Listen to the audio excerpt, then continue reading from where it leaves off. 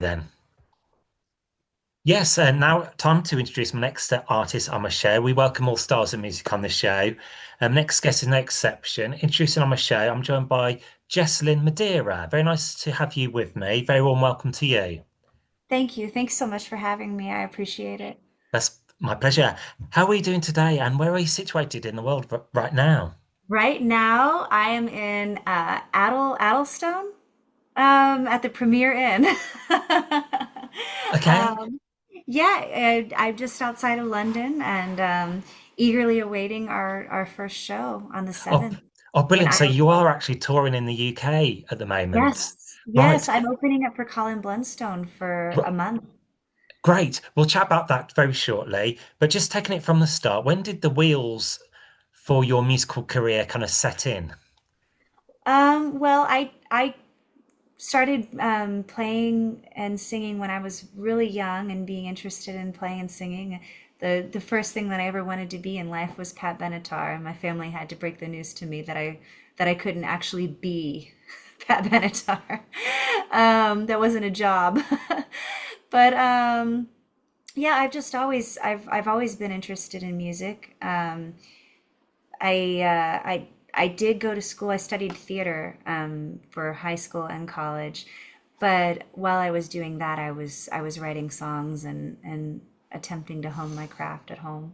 That's fabulous. And I read that you lived in New York. How was that? Living in the Big Apple, finding gigs, uh, Oh, and doing jobs to support, the career at the start. I love it. Those are like my glory days. Yeah. I absolutely loved living in New York, and I still love being there. And I feel the most myself there, probably. Kind of the essence of the city. Yeah, it's being able to walk around, being able to. Um, I'm a social person. I really love my friends, but I also really like to be alone, mainly to write. So when I lived in New York, I would go out by myself and have a whole meal or a drink, or I would just be by myself in the cafe or in the bar or in the park, and um, I loved that. It's Yeah. good. I do that myself, you're in your own zone. Yes, and it it would feel like serendipity would kind of find me or I there's a magic at play when in a walking city when you can just walk out of your place and there you are in the world, and you're somewhat anonymous, I guess, and you can just say, I think I'm going to turn right today and see where that takes me. And you just never know who you're going to meet and what kind of adventures you're going to Yeah, have.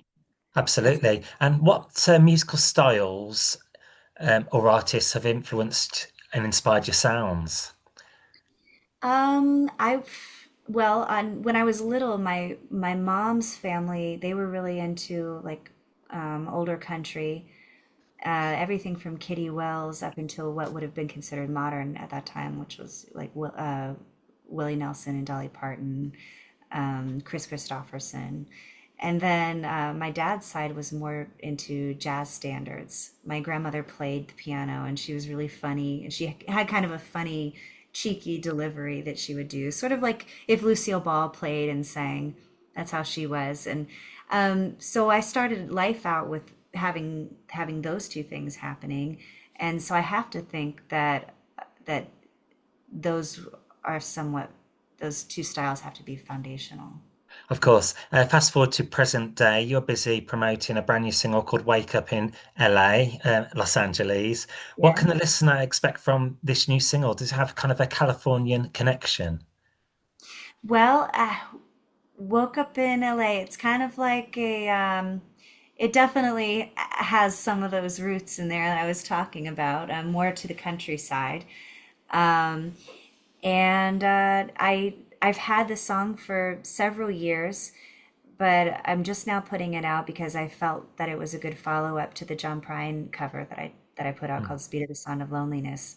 That did really well. It debuted at number 3 on the folk chart in the US, and I said, well, I guess this is a good lane for me, and that's kind of why I chose to put Woke Up in LA out now. But I've been playing it for years at, when friends or family would get together, sometimes they would ask for that song, and I figured, if it's an earworm for them, maybe it will be for everybody else too.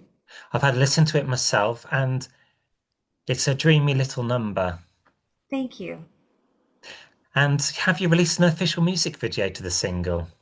Actually, yes, I have. My manager suggested that I make the music video, and I went, huh, okay, yeah. And so that's what I did. I took a bunch of clips, the whole movies that I've collected over the years. Some of them are from when I was really little, and I edited. It took a few days, and I just made the video out of footage that I already had. Um, I think it's a good way to introduce people to who I am a little bit more. Mm. Like a little bit of a montage of memories there. Yeah. Great. Just wanted to touch on some of your previous discography. You released an album a couple of years ago called "The Speed of Sound." Now, Yes. will "Wake Up in LA" lead to a new EP or an Yes. LP later on down It, the line? yeah, it'll be a full album. Yeah, So for sure. we'll await that when the time is right. And Yeah. just wanted to touch on "The Speed of the Sound of Loneliness." That's proven really popular with your listeners and followers. Yeah, well, it's a great song. It's a great song. I wish I'd written it. Wonderful, a wonderful song by John Prine, and I I'm proud of what we did there in the studio. It was a really quick recording experience. It only took us about a day to do, and um, uh, yeah, I love it. Very different because like the songs on the album, the that took at least I guess a couple years to make, okay, maybe it needs a little bit of this, and it was a much bigger Mm. meal, you know. This was just a real simple bacon and eggs song, I guess. And I may be biased, but there's a song you sung about songs on the radio, Austin. I like that one. What can you tell me about that one? Oh, well, that's about when I was a wild little teenager, driving around. When I was in high school, I would sneak away on the weekends to go and hang out with a college boy that I'd met in Austin. But I use LA in the song instead of Houston because LA is easier to rhyme. But yeah. And you mentioned you are on tour here in the UK. You're supporting Colin Blunstone, who was lead singers of the Zombies here in the UK in spring. Yes. And Yes. what can people expect from your opening set? Well, um keeping the audience in mind, I'll do some songs I think on the piano because like the songs that people have compared to like Kate Bush and Tori Amos, I think those do fit with the show. Um, but but I'll also need to bring in some of those country tunes, and so I would say that it's just going to be a dynamic set. It's not going to be, the same song over and over again. Mm. I'm hoping that there's a bit of a ride to it. Yeah. And they're two different kettles of fish, being a recording artist and a singer-songwriter performer. But do you have a preference on, gigging, performing on stage and recording in the studio? I used to largely prefer performing live, because I was doing it all the time and not recording.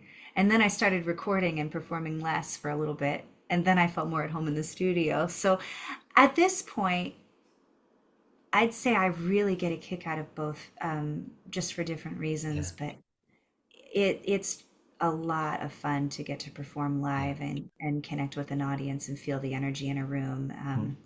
So I wouldn't want to be anywhere other than here right now. Sure. And I guess you can't have one without the other because you've got to record to perform the material on Yeah. stage at the And end. I'm grateful that I'm not dreading either one anymore. I'm like, yeah, okay, wherever I go, there I am, and I'm happy to be doing both. I love the creative process in the studio, and I find that to be empowering in one way, and then of course performing the songs is empowering in another way. That's So, good. And you mentioned your tour. Where can people find, your tour dates, whether it's a website or oh social yeah, media? my website is jesselynnmadera.com. Just Fantastic. And any final words you just may like to add to the interview, whether to your fans, followers, friends, and family, just to conclude? Just thank you for listening, and please look out for new singles. I'll be releasing more singles from this next album probably within the next, gosh, I want to say 6 or 9 months, but we'll see. And I'm just happy to be here, and I really hope that Collins fans will come out early. Come see the opening act. I promise I'll give you something to look forward to. That's great. We do well, I personally love seeing the, support acts, the next emerging artist. Oh, good. Well, we love people like you, that's for sure. Fantastic. Well, Jessalyn Madera, thanks for being a wonderful guest on today's show, and best of luck with your single and your tour here in the UK, and wishing you a pleasant stay as well. Thank you, Danny. Thanks for having me. You're most welcome.